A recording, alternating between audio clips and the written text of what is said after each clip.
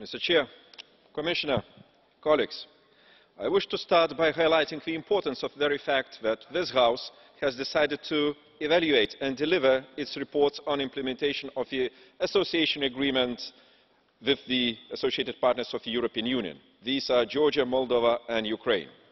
Deliberations of today and tomorrow's vote on this report must be viewed as an additional confirmation of the EU's strong political commitment vis-à-vis the best performance in the Eastern neighbourhood. Colleagues, in my capacity as a standing rapporteur on Moldova, I thereby wish to dwell on the main findings and conclusions of my report. I will do so in all frankness and sincerity as a true friend of European Moldova. The EU-Moldova partnership is not abstract.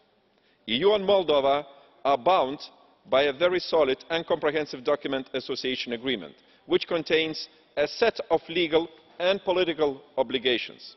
It's a partnership based on common values, respect for the democratic principles and fundamental freedoms.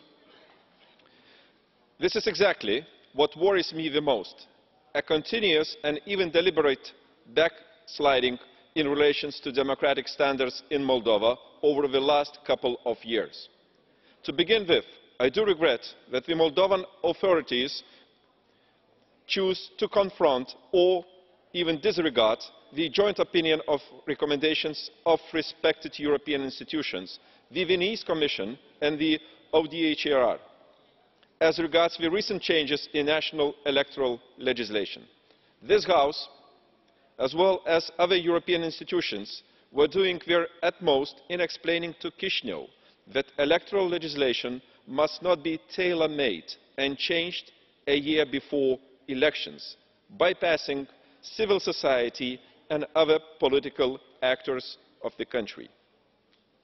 I am very upset that the advice of the European bodies has not been taken into account.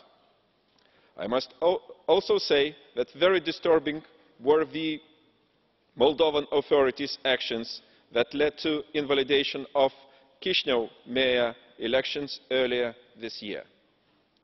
Equally disappointing was, and continues to be, the lack of real progress and transparency into investigation of $1 billion bank fraud case. I wish to repeat our call in the report, namely that the findings and recommendations of 2 independent Kroll reports must be published in full, and those responsible in the fraud must face real justice. To continue, I wish to stress that the so-called fiscal reform package is giving us grounds for another serious concern. Our report states that this tax amnesty scheme is substantially doubtful, insufficient and lacks transparency and sometimes even logic.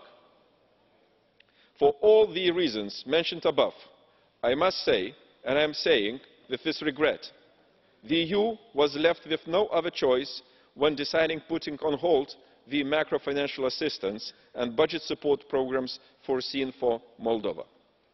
Moldova seems to be the first country, at least in recent years, that had to face such strict conditionality measures from the EU side that resulted in the suspension of the EU assistance.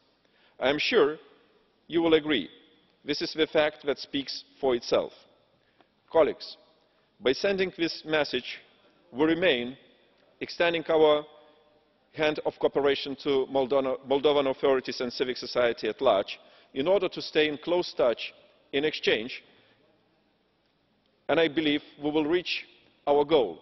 Moldovans will understand that the only way forward is Europeisation, meaning a comprehensive package of political and economic reforms. Thank you.